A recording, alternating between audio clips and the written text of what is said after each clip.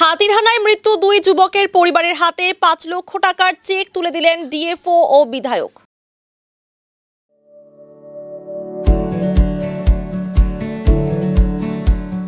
Pampered, not just a hospital, but a mother.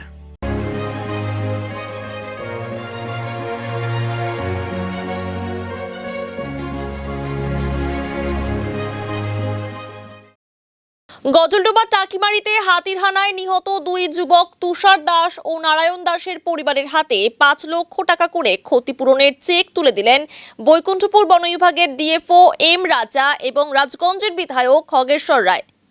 এছাড়া উপস্থিত ছিলেন গজলডোবা আউটপোস্টের ওসি হিরুকান্তি সরকার, বেলাকোবা রেঞ্জের রেঞ্জার চিরঞ্জিত পাল সহ এলাকার জনপ্রতিনিধিরা।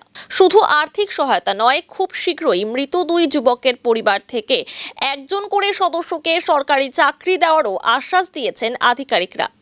এদিন বিধায়ক বলেন, এই মর্মান্তিক ঘটনার পুনরাবৃত্তি যেন না হয় সেই ব্যবস্থা আমরা নিচ্ছি। আমরা পরিবারগুলির পাশে রয়েছি। যে পরশুদিন মান্ডারি জিপির নিশে আপনার দুধিয়ার কাছে দুজন অল্প বয়স হাতিতে মেরে ফেলে এবং গতকালও আমরা প্রশাসনিক মিটিং করেছিলাম। সেখানে গতকাল মিটিংয়ে আমরা যেমন ডিএফও এডিএফও থেকে শুরু করে আমাদের পঞ্চায়েত সমিতির সভাপতি, জেলা পরিষদ কর্মাধ্যক্ষ, প্রধান সবাই ছিল। এবং এটা জানেন, এর আগে যখন হাতিতে মারা যায় ২ লক্ষ টাকা পেত, কিন্তু আমাদের মা মাটি মানুষের সরকারের মুখ্যমন্ত্রী মাননীয় মমতা ব্যানার্জি এখন যদি হাতিতে মারা যায় ৫ লক্ষ টাকা করে দেওয়া হয় এবং পাশাপাশি ৩ মাসের মধ্যে তাই সেই পরিবারে একজনকে চাকরি দেওয়া হবে। সেই প্রথা অনুযায়ী আজকে তাদের হাতে যে দুজন মারা গেছে, যেমন তার মা বাবাকে ৫ লক্ষ টাকার চেক দেওয়া হলো এবং পাশাপাশি ডিওপো সাহেবের ছিলেন যে এমনি ৩ মাসের মধ্যে, যেমন যে ছেলেটা মারা গেছে তার মা আছে, তার বাবা আছে, তাদেরকে যাতে ৩ মাসের মধ্যে একটা চাকরি কী করে ব্যবস্থা করা যায়, ডিওপো সাহেবের কথা হলো ইমিডিয়েট তাদের চাকরির ব্যবস্থা করে যাতে তারা সংসারটা পরিচালনা করতে পারে তার ব্যবস্থা করে দেওয়া হবে। এই বিষয়ে বন বিভাগের ডিএফও এম রাজা বলেন, হাতিরহানায় মৃত্যুর ঘটনায় দুই যুবকের পরিবারের হাতে ৫ লক্ষ টাকার সহায়তা তুলে দেওয়া হলো। শীঘ্রই পরিবার দুটির একজন করে চাকরি দেওয়া হবে। আজকে কালকের কি ইনসিডেন্ট হয়েছে, দুটো ডেথ ডিউ টু এলিফ্যান্ট, সেই জন্য কম্পেনসেশন দেওয়ার জন্য এখানে এসেছে আমি। আর এখানে রাজগঞ্জের এমএলএ সাহেব, ওসিরা আর আমার ফরেস্ট স্টাফরা সবাই এখানে এসেছে। দুইজনের ৫ লাখ টাকা গভর্নমেন্টের কম্পেনসেশন আছে, সেটা দিয়ে আছে।